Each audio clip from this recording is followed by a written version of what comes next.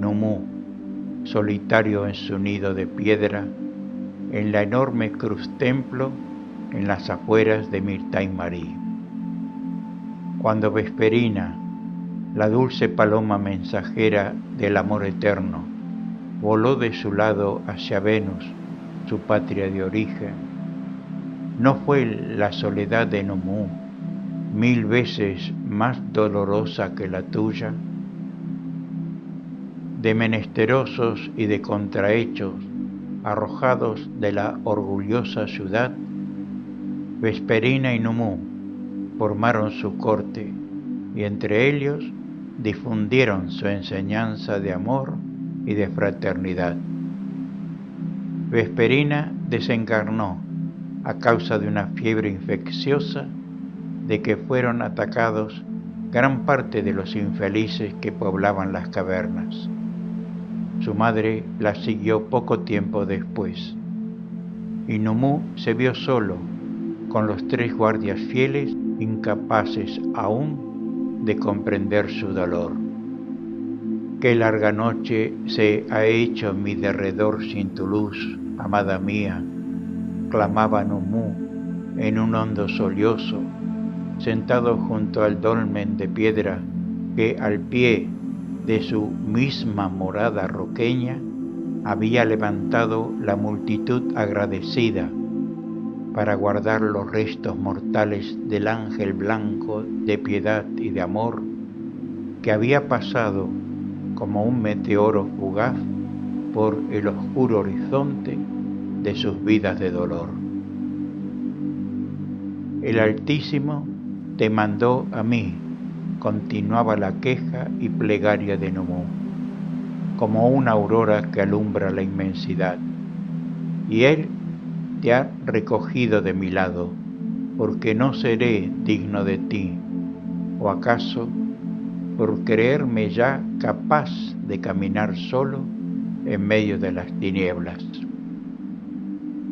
Vesperina, Vesperina, si la eterna ley te permite oír mi voz de dolorosa zozobra que te llama en medio de la oscuridad, séme propicia en esta hora amarga de mi vida terrestre y hazme llegar desde el infinito seno de Dios la resignación, el consuelo y la esperanza.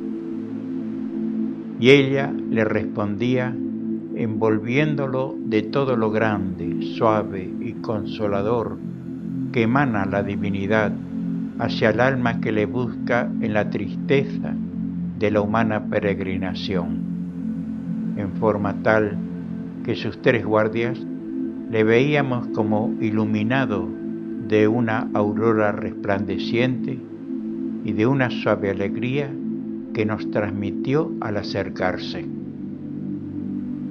Tiene magia el dolmen de la princesa, que así transforma en alegría la negra angustia de su pastor, decían todos al ver el cambio que se operaba en él.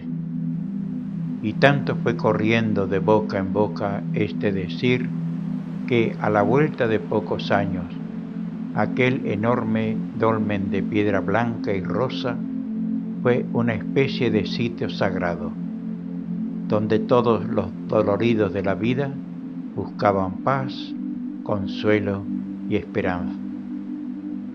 En vano Numú decía a las multitudes, no adoréis los despojos de un ser que durante su vida rechazó toda adoración y toda lisonja. Recordadla con reverente amor y ofrecerle el presente que más le agrada, la pureza de vuestras vidas y el amor para vuestros semejantes. Mas las multitudes angustiadas no escuchaban tales palabras. El fanatismo, la ignorancia y la desesperación misma en medio del sufrir persistente y cruel acabó por formar un aura de sugestión tan formidable en torno al dolmen de Vesperina que nadie llegaba allí sin ser remediado. Sucedió un día que escaparon del calabozo 7 hombres que por sus delitos debían ser arrojados de lo más alto de los gigantes de piedra que formaban el muro de la mansión real, y aconsejados por devotos fanáticos del dolmen de Vesperina, fueron a refugiarse bajo los enormes soportes de piedra. La fuerza psíquica acumulada por los pensamientos de aquella abigarrada multitud fue tal que conmovió a los jueces, y aquellos desventurados seres fueron solo condenados a labrar las tierras por tantos años como pilares tenía el dolmen de la princesa. 6 eran los pilares, y 6 años debían trabajar aquellos reos en tierras del Estado, y sin percibir otra remuneración que el necesario alimento.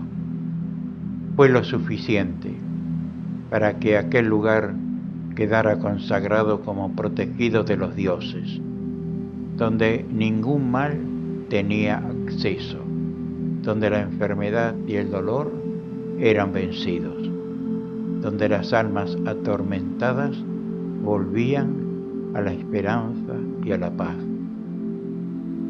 Las clases altas de la sociedad fueron poco a poco contagiándose de aquella creencia, lo cual predispuso el camino del apostolado a Numú, que se vio escuchado en los primeros años. Mas todo cambió cuando él, en forma de enseñanza, decía a los grandes y los poderosos que llevaban sus ricas ofrendas al dolmen de Vesperina: ella fue la paloma mensajera del amor eterno, y rechaza vuestra ofrenda manchada de sangre fratricida. Regresáis de una campaña de conquista, trayendo miles de seres amarrados a vuestros carros de guerra, y venís a que la dulce alondra de Dios, que solo tuvo arpegios de amor para todos, os dé la paz y la dicha. Acabáis de vender seres humanos como fardos de hortaliza, acabáis de azotar hombres como a bestias de carga, ultrajáis inocentes doncellas y las arrojáis después como desechos harapos, y venís a cubrir de flores el dolmen de Vesperina, que apartará horrorizada sus castos ojos de vuestras viciosas costumbres. Y juntamente con la fama de los prodigios que se obraban en la sepultura de Vesperina, corría por todo el país y hasta más allá de los dominios que fueron de su padre, la enseñanza de Numú, condenando toda tiranía y toda injusticia de los poderosos sobre las clases más humildes de la sociedad. Era creencia antiquísima en todos los países de Lemuria que el rey o caudillo, que llegaba a tener 25 hijos varones, el que ocupaba el número 25, era privilegiado de los dioses y traía los más grandes poderes suprafísicos, por lo cual era consagrado sacerdote o augur desde la cuna. Y como se le daba una educación esmerada dentro de todos los conocimientos de la época, casi siempre ocurría que se manifestaban en tal sujeto cualidades sobresalientes y aptitudes espirituales muy superiores a lo común. Pero un caso falló en la época que narramos, y un joven augur, defraudado en sus esperanzas, Temió la cólera de familiares y tribunales que habían de examinarlo. Acudió al dolmen de Vesperina a realizar allí los 3 prodigios que la ley exigía para quedar definitivamente consagrado como un superhombre extraordinario. Numú, díjole el augur, moriré de humillación si ante mi padre, mi pueblo y el gran tribunal queda descubierta mi impotencia. Me veré despreciado de todos, condenado a guardar manadas de bisontes por toda mi vida. Ayúdame, pues, a que Vesperina haga el prodigio que reclamo. Debo pasar ileso por una hoguera ardiente, tirarme de una altura sin romper mis huesos, contener con la mirada a un mamut enfurecido. Si en ti no hay esos poderes suprafísicos, le contestó Numú, ella no ayudará a tu engaño. ¿Por qué engañar a las gentes sin provecho alguno para ellas ni para ti? Aplícate a mejorar tu vida, haciéndola útil a tus semejantes, al llenar de piedad y de amor tu corazón para tantos que lloran y tiemblan de abandono y soledad. Y déjate de hacer prodigios que no hacen a los hombres más buenos ni más felices. El joven augur no oyó el consejo y, sometido a prueba, el fracaso fue el resultado. Para eludir el bochorno y la cólera de familiares, tribunales y pueblo, culpó de su fracaso a Numú a causa de las palabras que le había dirigido, impulsado por la envidia a su futura grandeza que eclipsaría los prodigios del dolmen de Vesperina. El caudillo encarceló a Numú, causante de tamaño desastre, dejándolo al cuidado de un sacerdote de Taro, y mandó desmenuzar a golpe de pico el dolmen de Vesperina y arrojó al muladar sus restos, que solo eran un montoncito de blancos huesos. Y al mismo día, Numú fue arrojado desde lo alto de los gigantes de piedra que adornaban el frontispicio de la mansión señorial. Nosotros 3 recogimos su cuerpo sin vida y cuando le íbamos a envolver en un blanco lino perfumado de esencias para darle sepultura, su doble etéreo se nos hizo visible para decirnos: no desfallezcáis por mi muerte, congregaos los que habéis amado a Vesperina y a mí, como si fuerais una familia común, y llevad vuestra enseñanza a todos los lugares de la tierra por donde paséis, y entonces ella y yo estaremos con vosotros hasta el final de los tiempos. Vivid como moradores de un cielo de pureza y de amor. Vestid túnicas color del cielo, para que jamás olvidéis vuestro origen y vuestro destino. Y de allí surgieron los flamas lemures, cuyo lema, igual que el nuestro, les llevó siempre a buscar lo más puro y hermoso en el fondo de todas las cosas. Vipesed, hermano querido, tal fue la vida y la muerte de Numú, y tal debe ser la vida y la muerte de un seguidor de Numú. Vivir para la justicia y la verdad, morir por la verdad y la justicia. justicia. 23 años después, ocurrió en aquel continente el espantoso movimiento sísmico que partió a Myrtain Marie como una granada que aplasta un pedrusco y se hundió en el abismo, arrastrada por una vorágine fatal, con casi todos sus habitantes, sus riquezas y sus ganados.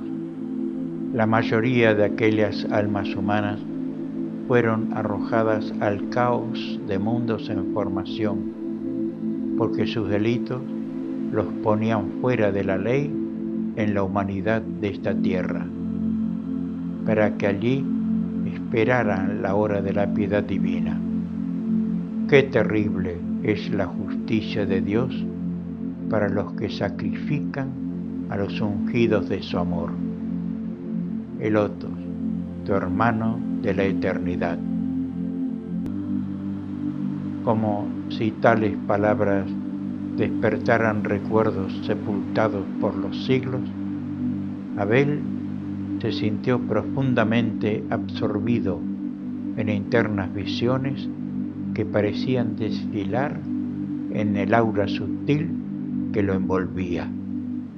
De entre las brumas del más remoto pasado, vio surgir a Juno, el mago de las tormentas, como le llamaron los hombres de mar de su tiempo a causa de sus audaces correrías por los mares bravíos y peligrosos.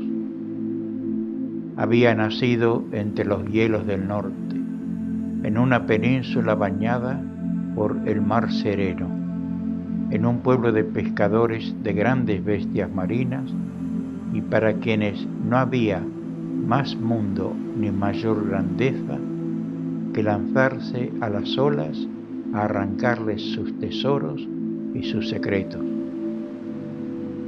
Las olas habían tragado a sus padres en un largo viaje, y Juno, solo desde la niñez, no conoció otro hogar que el barco pescador de un amigo de su padre, que le cobijó en su orfandad, que le dio por compañera en la primera juventud a Vesta, su hija casi ciega, que nadie tomaría como esposa, y que le llevó en dote nupcial un buque balenero, con que ambos se procurarían el sustento de sus vidas. Y cuando los hombres afiebrados de codicia se lanzaban al mar para arrancarle sus tesoros y hacían del mar un aliado de sus crímenes espantosos, uno le decía a su dulce cieguecita, toda hecha de amor y de ternura para aquel que la había amado sin que ella lo pudiera ver: Vesta, ¿te gusta pescar bestias marinas para enriquecerte? Me gusta más escuchar el arrullo de las tórtolas que anidan en nuestros peñascos, le contestaba Elia. Oye, Vesta, tú y yo no necesitamos hacer la vida que hizo tu padre y que hacen todos los hombres de este país.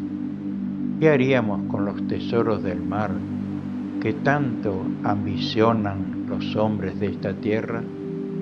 El mar tiene otros tesoros que tú y yo iremos a buscar. Pero yo no los podré ver, decía ella tristemente. Pero los escucharás, Vesta, porque son como arrullo de tórtolas y como rumor de aguas musicales. ¿Dónde están? En medio de las tempestades, en las noches tenebrosas, entre las costas erizadas de todos los golfos, entre los témpanos de hielo que arrastran los huracanes. Juno, tengo miedo de todo ese horror que dices, murmuraba Elia, apretándose más al tibio rinconcillo junto a la hoguera, donde a tientas preparaba los alimentos indispensables. ¿No sabes, Vesta, que junto a las bestias marinas hay la pesca de hombres que piensan y sienten como tú y yo, que son cruelmente arrancados al amor de esposas y de hijos entre las tinieblas de la noche, y cuyas carnes mezcladas a las carnes y grasas de las bestias marinas se convierten en oro para los comerciantes de carne humana? Si yo consigo arrancar de sus garras las víctimas inocentes, sus bendiciones y su gratitud no serán para ti como el arrullo de las tórtolas que anidan en nuestros peñascos. Qué horror y espanto lo que oigo, mi audaz marino. Yo soy ciega, ¿quién te ayudará en la ruda jornada de salvamento? Dios que ve mi corazón y enciende en mi alma tal deseo, que escucha el clamor de los caídos, levantará de entre las olas de este mar en que boga nuestro barco a los que han de ayudarme en la tarea. Y un barco náufrago, con sus velas rotas y su arboladura deshecha, con su piloto asesinado por las mismas víctimas de su barbarie levantadas en motín, le trajo a Juno los auxiliares en su obra heroica, de alumbrar las sombrías tragedias de los hombres y del mar. Y desde entonces Juno, en su buque color ceniza, recorrió todas las costas donde adivinaba las delictuosas actividades de los mercaderes de carne humana.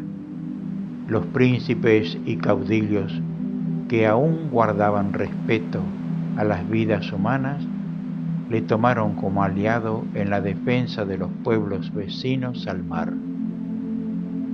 Y las bendiciones y gratitud de todos los salvados por Juno fueron arrullo de tórtola para la dulce esposa ciega del mago de las tormentas, salvador de vidas y salvador de almas. Pero no es la gratitud planta que se aclimata por mucho tiempo en los valles terrestres, y pasados 14 años de flotar sobre los mares arrancando víctimas a los mercaderes de hombres, la mayoría de la humanidad encontró injusto que Juno estorbara así las pingües ganancias que hacían muchos magnates en connivencia con los piratas. Y sorprendiendo una noche al audaz marino, le amarraron con su esposa al palo mayor de su buque, salvador de hombres. Abrieron por el vientre la nave que se hundió en el abismo, mientras la dulce esposa ciega decía: Juno, la maldad de los hombres no me deja escuchar ningún sonido, ningún arrullo de tórtolas. Cántame tú, quiero morir pensando que todo canta en torno mío. Y Juno, ahogando un sollozo, cantó para arrullar la muerte de Vesta. Gondolero que te lanzas como un pájaro en el mar, boga, boga hacia el oriente, que el sol asomando está.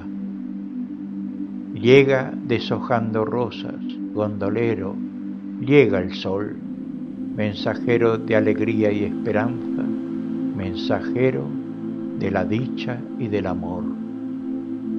¿No ves que por ti ha vestido la áurea clámide de luz y ha cubierto a la montaña con pabellones de tul y ha repujado las olas con rosas color de té, para que entre ellas deslice la quilla de tu bajel? mensajero de alegría y esperanza, mensajero de la dicha y del amor. Es el sol que ya llega gondolero, es el cálido beso de tu Dios. Y en la infinita inmensidad de Dios se durmieron a la vida física aquellos dos seres bajo las aguas del mar sereno que tanto habían recorrido, salvando seres humanos condenados a enriquecer con sus carnes a los vampiros de sangre, hartos de placer, pero hambrientos eternamente de oro. La silenciosa visión había pasado, y como despertando de un sueño, Abel interrogó tristemente: ¿por qué la humanidad terrestre rechaza de su seno a Dios? Porque no ha llegado aún a comprenderlo, le respondió Adonai, adivinando la causa de tal interrogación. ¿Por qué los hombres rechazan de su lado la felicidad y repudian obstinadamente el amor? Porque el amor, hijo mío, es una cumbre muy alta a donde sube el alma desnuda de todo egoísmo, y después de haber realizado vidas como la de Juno y Vesta, salvadores de hombres, y arrojados a las olas del mar como desperdicios de la sociedad. Entonces, ¿quién despertará a la humanidad?, preguntó como en un sollozo el joven copta, que veía como un abismo tragando civilizaciones unas después de otras. La despertará la sabiduría y el amor, cuando en místico desposorio sean ellas el único ideal de los hombres de esta tierra. En profundo silencio se retiraron los coptas del archivo para buscar en la soledad de los pórticos iluminados por la luna la serena calma de las grandes esperanzas futuras que perduran siempre en las almas escogidas.